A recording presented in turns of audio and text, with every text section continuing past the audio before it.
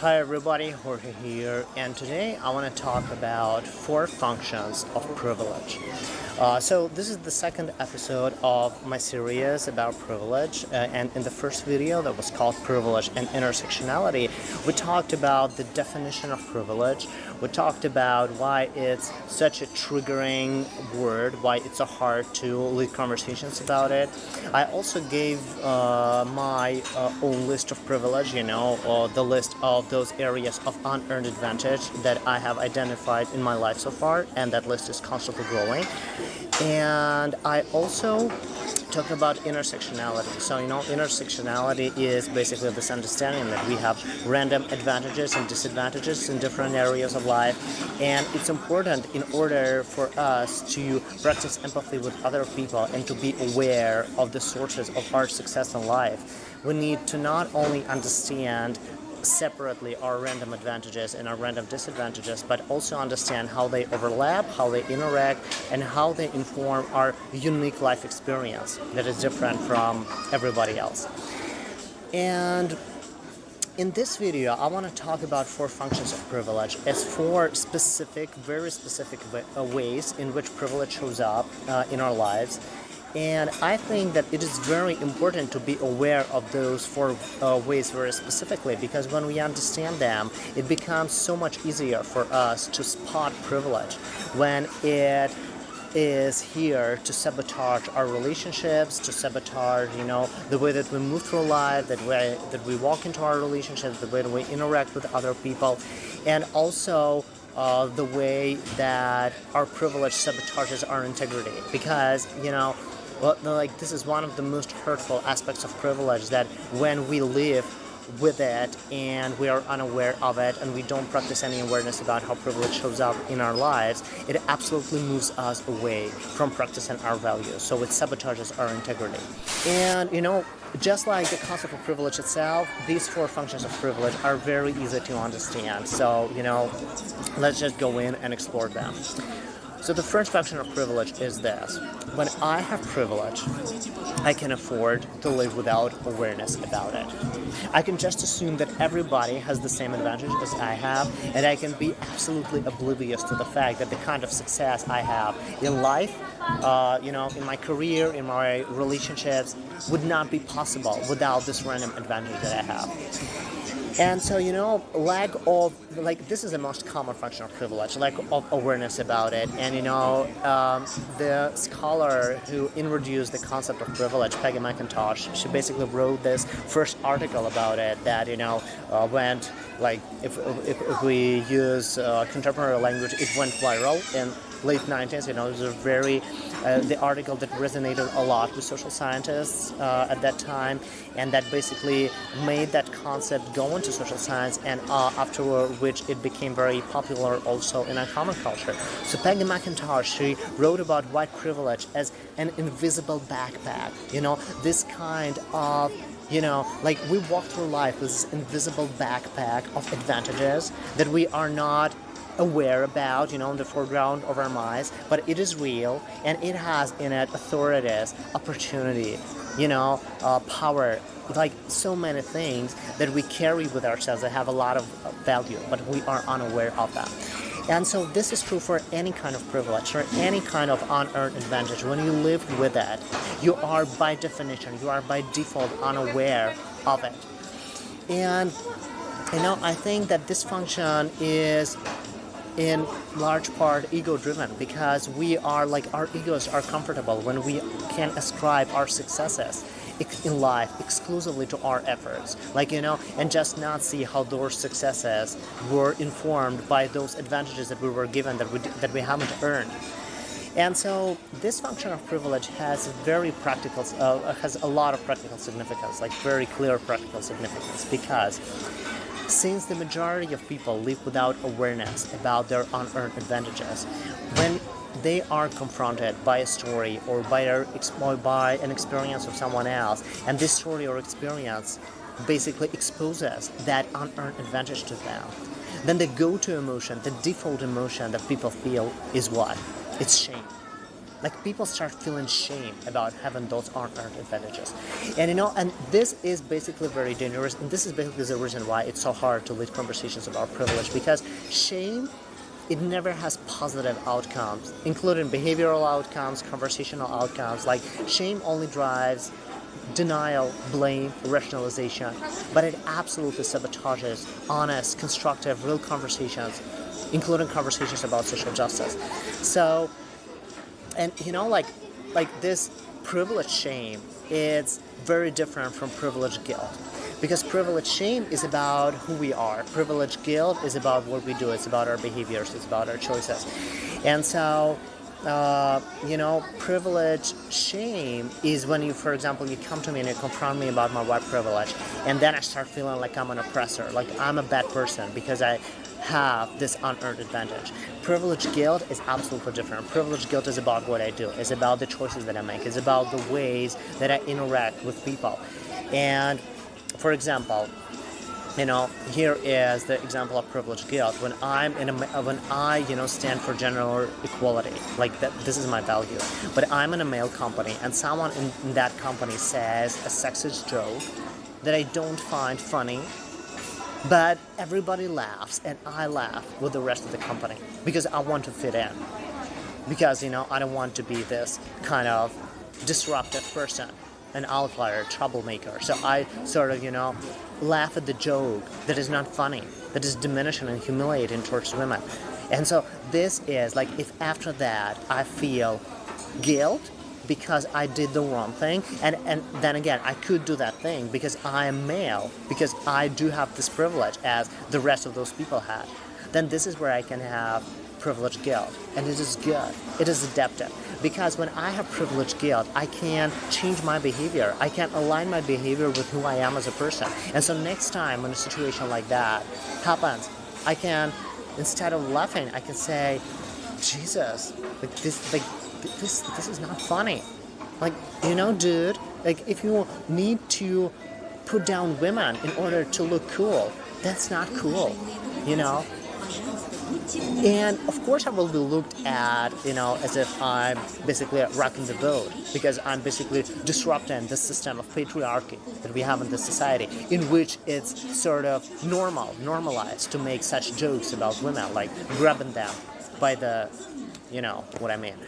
But here's the thing, I should do this because my motivator is guilt in this situation. But if I were feeling shame about having this male privilege, then I wouldn't change my behavior, because shame is about who I am. I can't change who I am. I can't change the fact that I'm male and the fact that I have this unearned advantage that being male implies. A lot of advantages. Like I gave, a list of examples in the first video of this series.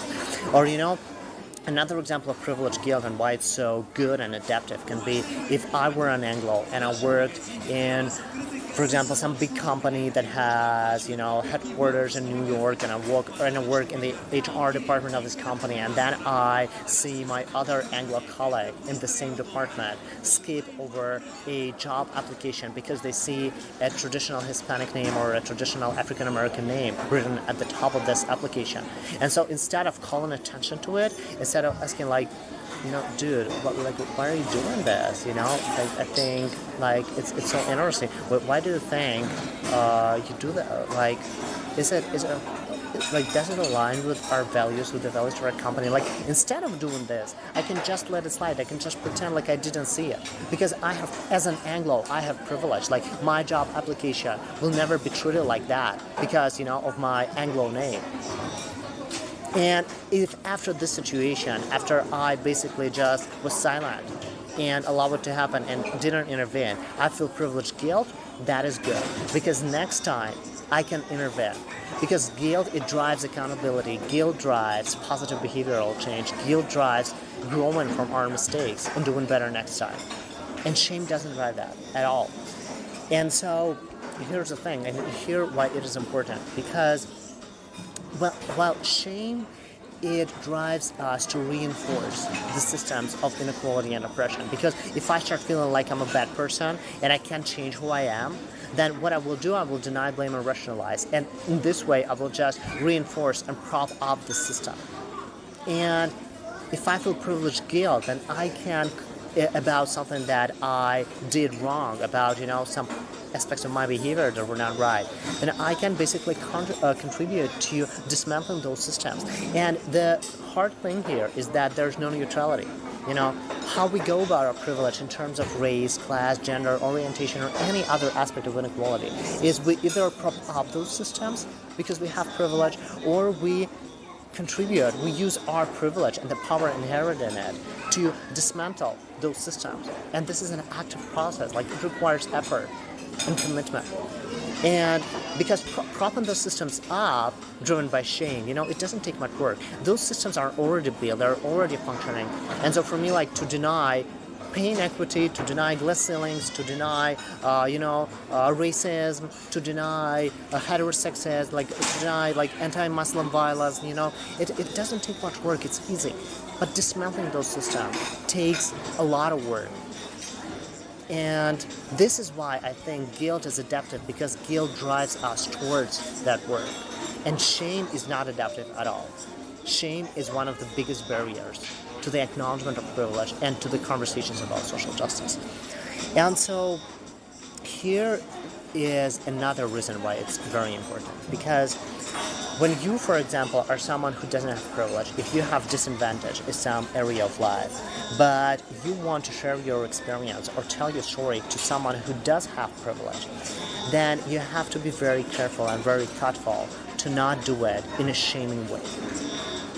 And that can be very hard. Let me tell you, that can be very hard, especially when this person you're trying to talk to already exhibits some discriminatory or condescending or humiliating behavior towards you, they're being oppressive because of their privilege, and and this oppressiveness happens outside their awareness. So it's very hard to not be shaming when you talk to them about that. And I understand this, someone who has been, for example, targeted with classism, in so many cases in my life, I know how easy it is to go into this, anger mode where I want just to emotionally annihilate those people who have, this middle-class privilege, or never mind wealthy people. But here's the thing. You cannot approach conversations about social justice with anger and self-righteousness. It just doesn't work that way. And because you have to approach these conversations with vulnerability and curiosity and generosity, which is assuming that people have good intention. And so when you see someone acting upon their privilege, being oppressive because of their privilege, instead of just laying into them, we should, I can just come to this person and say, you know what, this thing that you said or did, it really hurt me, it really hurt my feelings, and I don't think that hurting me was your intention. And I also think that, it reflects some bigger process that's happening in the culture, so it's bigger than you and me. And I think it's important, so let's have a conversation about that. And also tell me how this feels for you. And, do you see many people approaching conversations this way? Conversations about racism, sexism, homophobia, it doesn't happen a lot in our culture. But it's only, it's very hard, especially when someone is being oppressive or shaming towards you, because, boasting their privilege, about their privilege, or waving their privilege in your face, it can be very shaming. But only if you do not respond to shame with shame, only if you approach these conversations from this vulnerable position, then you can minimize the risk of that person feeling privileged shame. You cannot eliminate this risk completely, because we cannot control other people's emotions, and we cannot control how, what level of shame resilience that person has, whether they are able to identify shame when it's happening to them. But we get to choose how we frame these conversations, what words we choose, what language we choose, what way we choose to approach people. And also, here's another related aspect. Once you see that privilege shame has been triggered in the conversation for that person, and they go into this denial, blame, rationalization mode, at this moment, just understand that it's already too late to talk to them about shame and shame resilience and privilege shame. And this is a mistake I'm making a lot when I see people being triggered around privilege, and they start this unconstructive conversational behaviors, then I just sort of try to talk to them about shame and why it's not necessary to feel shame about privilege, because privilege is not something that we choose. It cannot be a reason for pride or shame. But it doesn't work, because when people are in shame, they already don't hear you. They stop thinking with the prefrontal cortex. They start thinking with their reptilian brain that basically drives flight, fight, freeze, defense responses. So it's useless to talk to people about shame when they are already in shame, and privilege shame included. So if you see that, just walk away. And maybe after they go after that experience, they will start feeling privilege guilt instead of privilege shame. And then they will understand why they didn't respond the right way, and they will come back to you and apologize. Maybe this will happen, but I didn't see a lot of this happening throughout my life, to be honest. Because when people feel shame about their privilege, most commonly drives denial and rationalization, and so they sort of drive themselves back into this comfortable space of being unaware of their privilege, instead of going into this conversation with you again. And so this leads me to the second function of privilege, which is this. When I have privilege, I can easily stay away from conversations about social justice. I can delude myself into a belief that I'm not being affected by inequality and oppression, that this sort of doesn't affect me. So, for example, if I'm white and I live, in the U.S. and I live, for example, in New York City, and I'm probably middle class or upper middle class, and then I wake up in the morning and I open up my phone and then I see and I see this news about Charlottesville, and I think what should I read about Charlottesville, or why should I join conversations about Charlottesville that are happening on Twitter or Facebook, or why should I read about the murder of Alton Sterling, or why should I read about people in Puerto Rico who are living without electricity and running water in the wake of Hurricane Maria. All of that doesn't affect me, So it's uncomfortable. I better go to Starbucks and have my breakfast and spend my breakfast time looking at some cupcakes on Pinterest. This is privilege. This is how it shows up.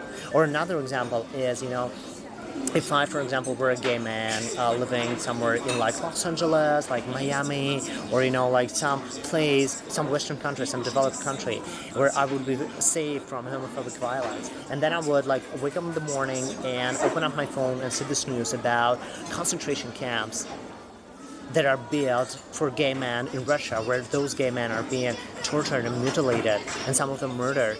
And then I would see this, and they're no, why should I read this? Why should I read that? It's so uncomfortable. It's so traumatizing. My individual ass is safe. There are no crosses burning in my yard.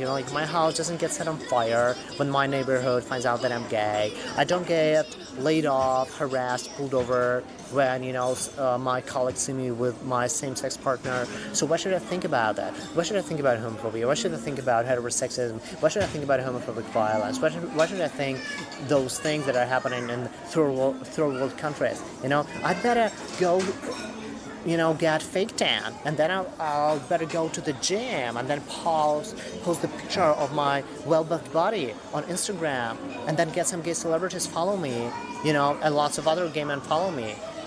And then when I have, thousands of followers, including celebrities, what I will do is I will continue boasting and posting about my privilege and how I have fun in my privileged life. And maybe I will even end up dating some celebrity. But I will not use my voice on social media to start and lead conversations about social justice and about the things that are happening in the world to people like me.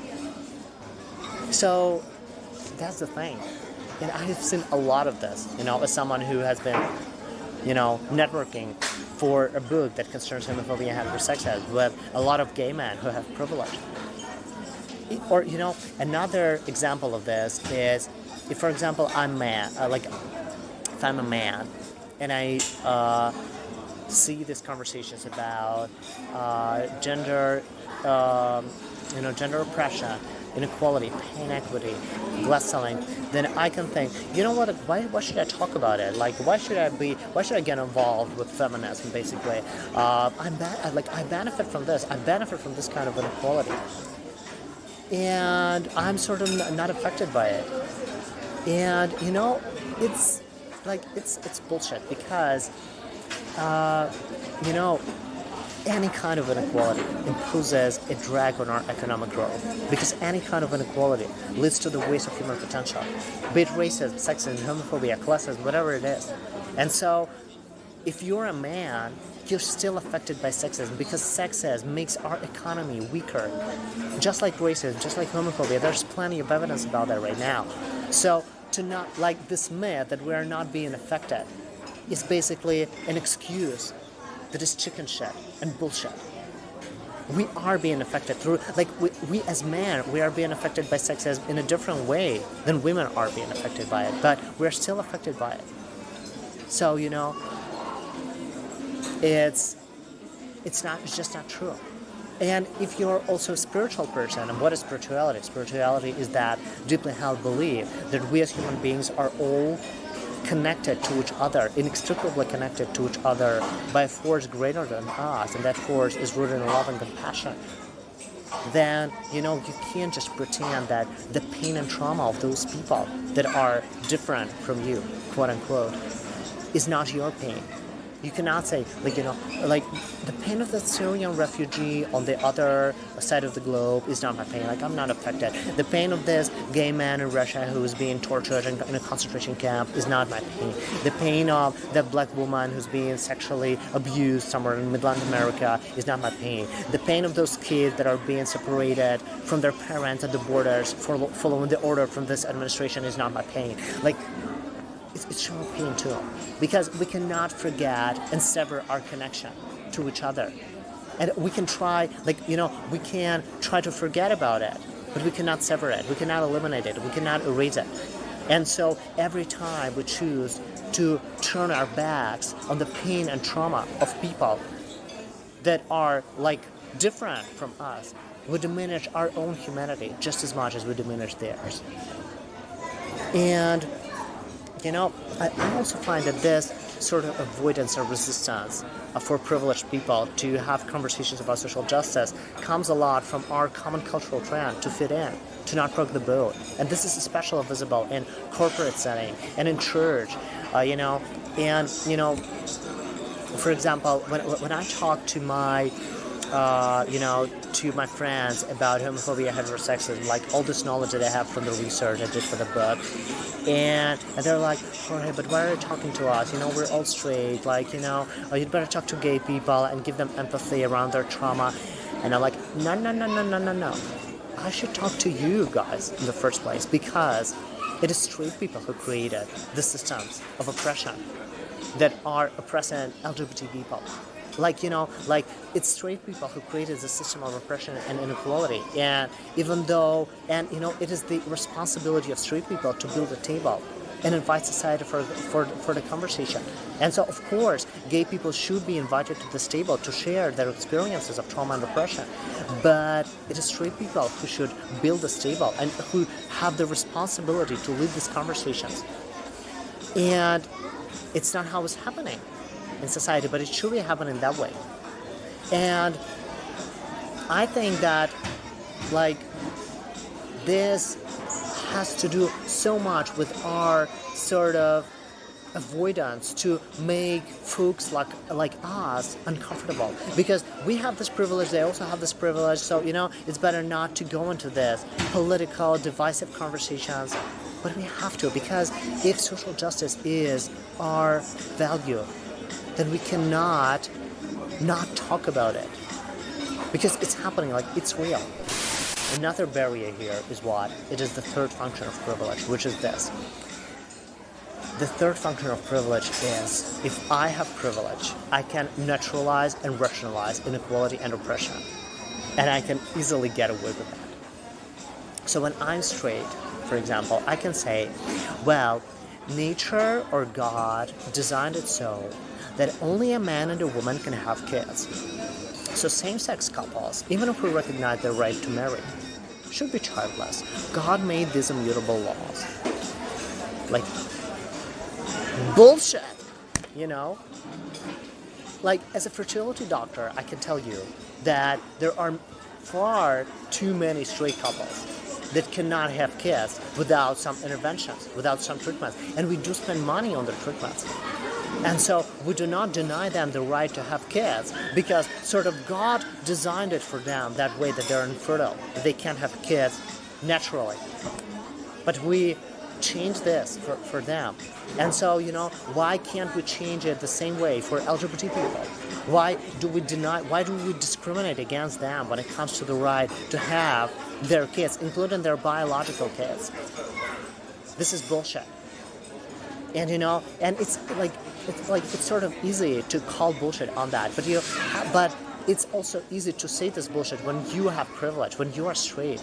It's easy to naturalize your superiority and the trauma of those people that don't have the same advantage as you have. Or another example of that is, in a corporate environment, for example, when we deal with an organization that has a culture where only men are allowed, for example, to the C-suite. Women have very low glass ceilings. They are not promoted into big positions. And then, for example, I come to this organization as someone who studies organizational culture, and I ask, the management about, guys, what's happening? Why don't you have a single woman in your C-suite? And then they go well, Jorge, that's because women are weaker than us. They cannot bear as much load and responsibility as men can. And I go why do you think so? Why do you think that women are weaker? Where does this notion come from? And they go well, that's because women do not have testosterone. They don't have, muscles on their shoulders as big as we do. And so they're weaker. And that's why we don't allow them into the C-suite. And that's why, glass ceilings are okay. They are necessary and inevitable. Bullshit. Because, first of all, it's not true that all women are physically weaker than men. Even physically, you can see a lot of women that are physically stronger than many men. But even if we, put this aside, what does this have to do with their responsibility in a corporate work? Women that are allowed in the C-suite are not required to, lift weights. So why should we care about their muscles? Bullshit. But here's the thing. When I have privilege, I can say this bullshit from pulpits and positions of CEO and podiums and even the Oval Office, and I can get away with it. Because the system is built in a way that benefits me. The system is built in a way that absolutely, gives me the license to say the stupid things and just get away with it. And this leads me to another aspect of this third function, which is rationalization. Rationalization, as I have talked about this many times in my video, that rationalization is basically a function of shame, and very often. And so I have seen so many examples of that. How men rationalize gender oppression, how white people rationalize racism, white supremacy, and racial profiling, and how straight people rationalize heterosexism and homophobia. But I have even seen I think the most flagrant example of that is a rationalization that is a function of intersectional privilege. Have you ever seen a gay man rationalizing homophobic violence? I have. This was this recent experience with the talent agent from Hollywood. I talked just a lot about this in many of my videos already, but here's the example of his rationalization. When, I was having this conversation with him about my book and the problems that it addresses. So, he was an upper middle class gay man living in Hollywood, West Hollywood, Los Angeles, working in the entertainment industry. Very much privileged when it comes to socioeconomic status. And I just start talking to him, and also he lives outside the area where he can be exposed to homophobic violence. And so when I start talking to him about homophobia and the impact that it has, and And I talked to him, for example, about the fact that 40% of homeless teenagers in the streets of major American cities identify as LGBTQ. So those are the kids that are kicked out of their own homes by their own families. And what does this trauma of homelessness mean for them at this very vulnerable age? And so what was his response? He rationalizes homelessness because he lives in a nice house, and so he says, well, God sends them this experience for their spiritual enlightenment, which is a very convenient position when you live in a nice house in West Hollywood and drive a shiny brand new Mercedes-Benz.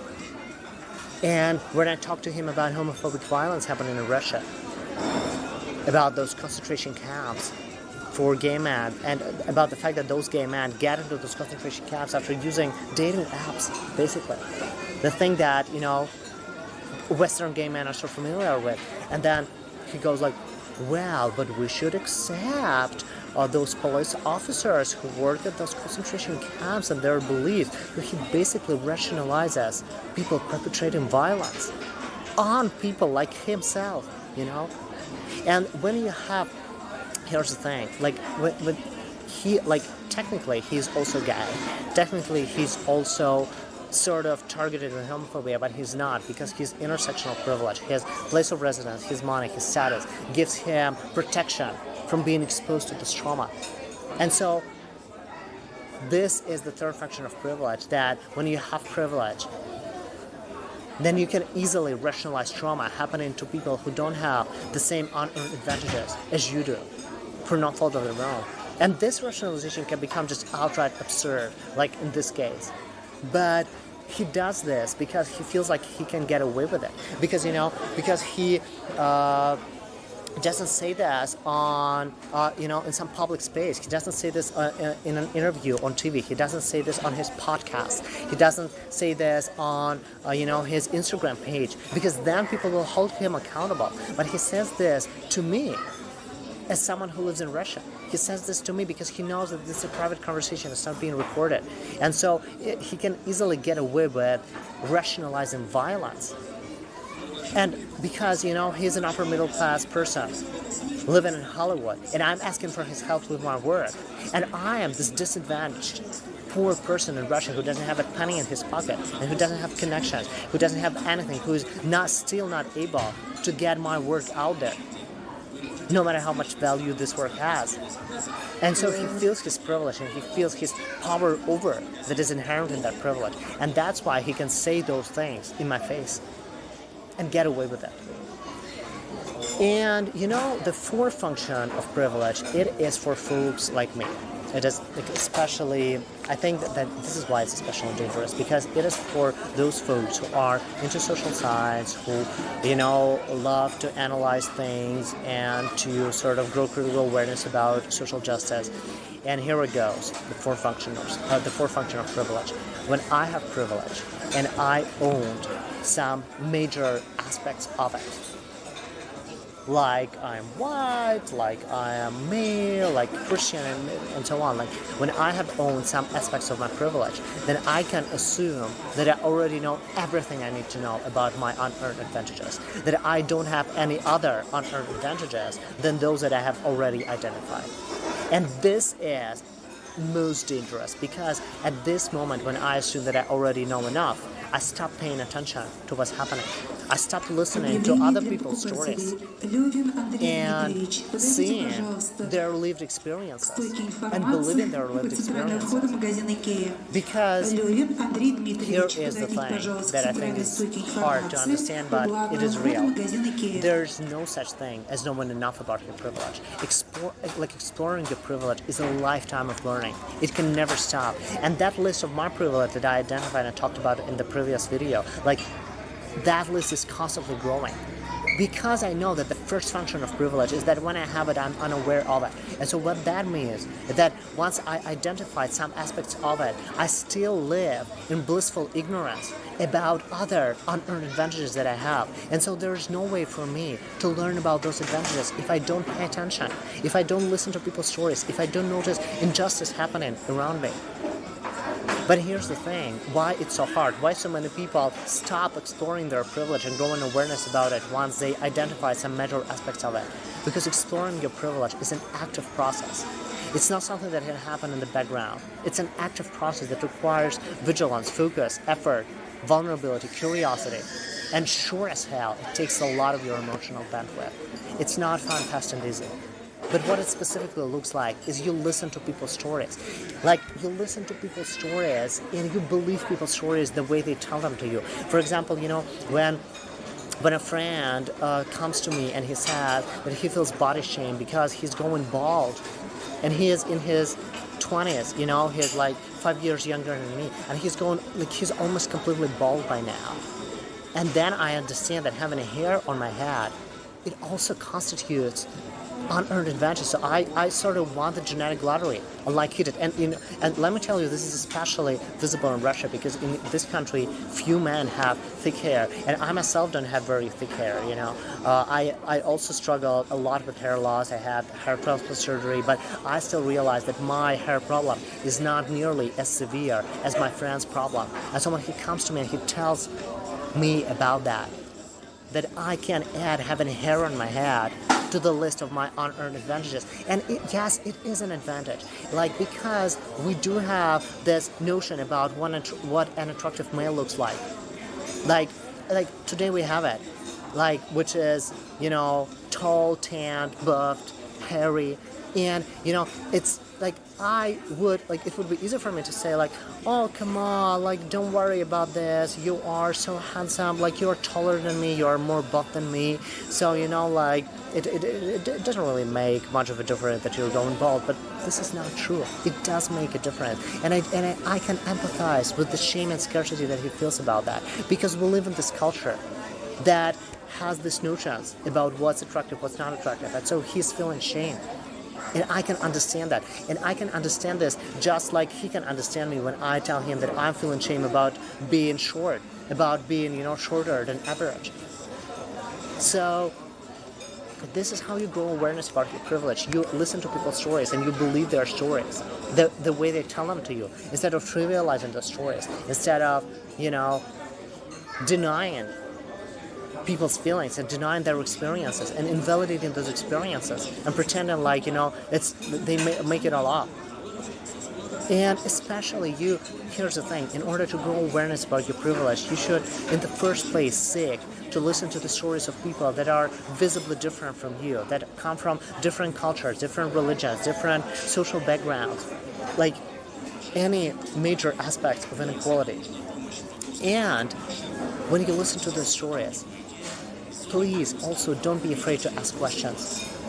When you don't understand something, ask questions, because we all have different lenses. And for example, it's hard for me as a man to understand what objectification feels like to a woman. But I can ask her questions. When she tells me, for example, that she works in a corporate environment and she feels diminished when her boss, who's male, is very happy with her work and he wants to compliment her. And so instead of complimenting her intelligence, her dependability, or her courage, or her creativity, he starts complimenting her appearance. He says, you're so pretty, you have a good hair there today, you have a cute dress. And I never get such comments because I'm a man, I never get such comments. When in a corporate environment, I may get those comments from gay men on Instagram, but I don't get such comments in a corporate environment. And so when a woman reaches out to me and shares this experience, I can ask her to help me understand what this feels like for you, because empathy, it's not about relating to circumstances. I cannot ever relate to the circumstances that inform being female in our society, but I can absolutely understand the feelings of a woman. Just like I can understand the feelings of a Muslim person or a black person, any other person against whom I have privilege. And I can understand those feelings and I can connect to those same feelings within me, which is what? This is empathy. It is empathy. And so asking those questions is vulnerable and uncomfortable, but it's worth it, because by growing this understanding, I grow my capacity for empathy. And that is very important, because When I grow my capacity for empathy, I increase the level of empathy in the culture. Like, let's be honest, folks. Today we do have culture where there's a flagrant lack of empathy. We have a lot of conversations about empathy, a lot of bullshit rhetoric running about empathy, but we have so little practice of it in a real and meaningful way. It's like we suck at empathy as a culture. And what is social justice? Social justice is empathy at scale. So it's not surprising that we suck at social justice because we suck at empathy. And the thing is, if we want to bring about more social justice, and we by definition should want to bring about more empathy. And the thing is that this big cultural change around empathy or social justice, it isn't brought about by influencers or media figures or politicians. This change, it starts with our individual contributions. It starts with every one of us. So every time you choose to lean into the hard conversation, every time you choose to ask real questions instead of staying silent, every time you choose to call bullshit in a situation where you could just let it slide, you create one of those small acts that ladder up to the big cultural change. And so I want to wrap this conversation up with this. Since we all have privilege in at least one area of our lives, it's the responsibility of each and every of us to own it and to explore it and to talk about it honestly and to not let it move us away from our integrity. Instead, what we should do, we should put our privilege to good use. We should put the power that's inherent in our unearned advantages to good use. And so Peggy McIntosh, that scholar who introduced the concept of privilege, in one of her next articles, she wrote about privilege as a bank account to spend. So when I have privilege, it's like a bank account. I didn't ask for it. I didn't earn it. I sort of inherited it. But I do have it, and I get to choose how to spend it. I get to choose how to spend this money. And so I should choose to spend it the right way, which is to not reinforce the systems of inequality and oppression, but to dismantle those systems. And this is the real and constructive way to go about privilege that we all have. So thank you all for listening. Thanks for your time. I know it's been a lot, and it's such an important topic that I felt like I needed to explore it in detail and to talk about it in detail, to invite a meaningful conversation. So please do leave me a comment below. Let's have a discussion around this topic. Also, if you find this video insightful or helpful, please don't hesitate to share it with your friends. And if you like this channel, please don't forget to subscribe, and I also welcome you on my Instagram page. For now, stay curious, keep telling the truth, show up, be brave, and take care. I'll see you next time on Her Heroes YouTube channel. Bye.